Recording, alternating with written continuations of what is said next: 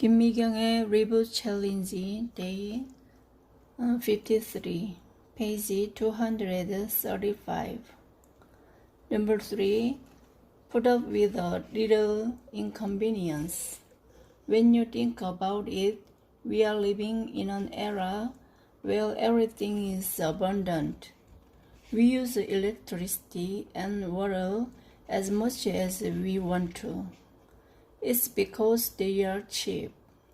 I wondered why they are cheap, and I realized that it was because we've been exploiting natural resources that should have been reserved for the future.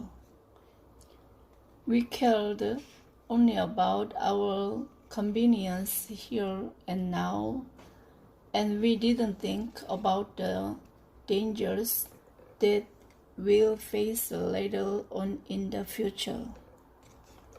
Now the bills we pay should include the inconvenient cost. The price is right when the inconvenience cost of a reduction is added to the bill. We must recalculate our bill, adding the interest incurred to the resources we've been using for our convenience.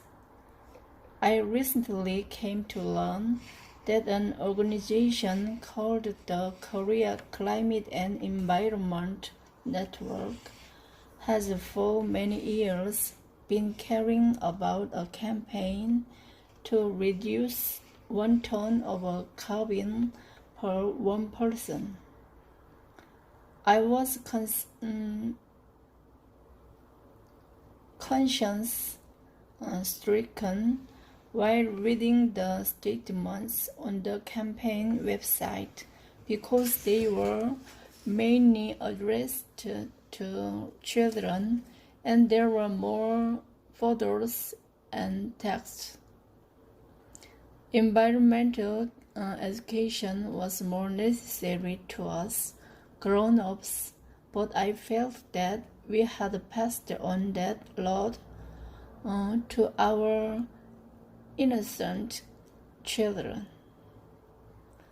Aren't we supposed to finish what we have started and work harder than ever to do it?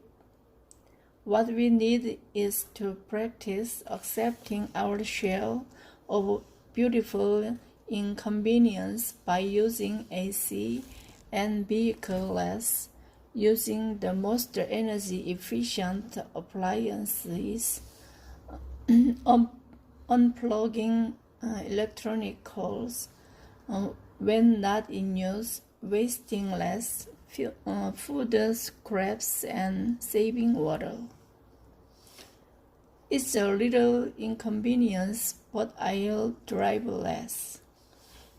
It's a little inconvenience, but I'll use electricity only when it is necessary.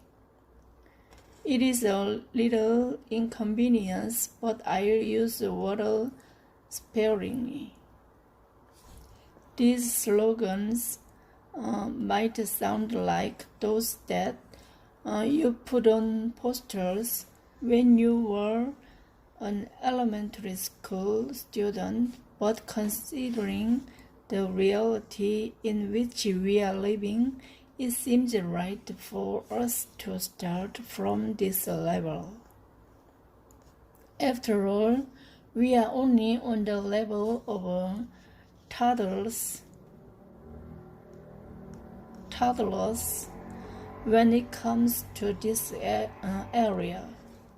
Still, I'm extremely ashamed of myself for having been so